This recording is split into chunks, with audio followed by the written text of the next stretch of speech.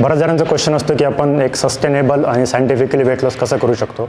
तर त्याच्याबद्दल मी एक छोटीशी डायग्राम तुम्हाला एक्सप्लेन करतो. डेली एनर्जी एक्सपेंडिचर मीन्स की तुमच्या दिवसभरातली जी एनर्जी एक्सपेंडिचर होते, जे तुमचे कॅलरीज बर्न होतात ते कशा पद्धतीने होतं.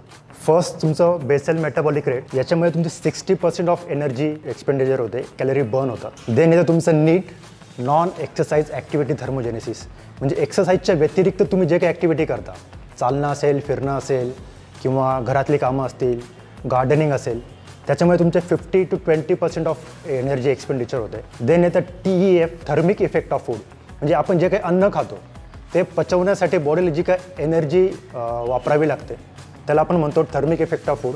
त्याच्यामध्ये तुम्हाला 10 to 15% ऑफ एनर्जी तुमचं एक्सपेंडिचर होतं. इथेच तुमचा पार्ट येतो न्यूट्रिशनचा.